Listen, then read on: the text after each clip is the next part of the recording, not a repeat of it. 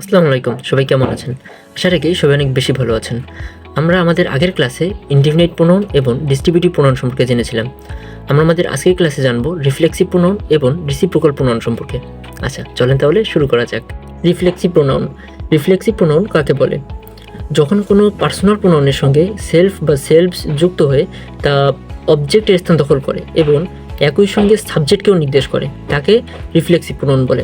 অর্থাৎ reflexive pronoun একই সঙ্গে সাবজেক্ট এবং অবজেক্ট দুটোকেই কিন্তু নির্দেশ করবে।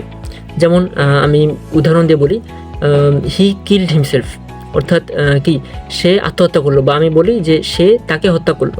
আচ্ছা, এখানে যদি আমি প্রশ্ন করি যে কে হত্যা করলো, তাহলে অ্যান্সারটা কী আসবে? সে হত্যা করলো। এখন আমি যদি প্রশ্ন করি যে কাকে হত্যা করলো, তাহলে অ্যান্সারটা কী আসবে? সেই একই উত্তর আসবে, সে আসবে, সে হত্যা করলো, তাই না? তো এই যে আমি যদি বলি এই যে কে হত্যা করলো এবং কাকে হত্যা করলো, দুটো প্রশ্নই কিন্তু উত্তরটা সেম আসবে, সে। কারণ সে তো আরেকজনকে হত্যা করেনি, সে নিজেকেই হত্যা করেছে।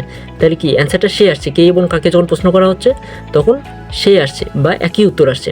তো এই যে আমরা যখন যে কোনো প্রশ্নে যখন আমরা কে এবং কাকে যখন প্রশ্ন করা হবে, তখন যখন একই অ্যান্সার আসবে তখন বুঝতে হবে সেটা হচ্ছে রিফ্লেক্সিভ প্রোনাউন।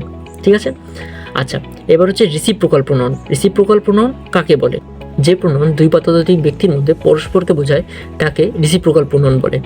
যেমন আমি উদাহরণ দিয়ে বলি, কি বলতে পারি, the two brothers help each other, অর্থাৎ দুই ভাই নিজেরা নিজেদেরকে কী করলো, সাহায্য করলো। তো এই যে এখানে দুই ভাই পরস্পরকে বোঝাচ্ছে, দুই ভাই পরস্পরকে কী করলো, সাহায্য করলো। তো এই যে এখানে কিন্তু দুইজনকেই বোঝাচ্ছে, দুইজন পরস্পরকে সাহায্য করলো।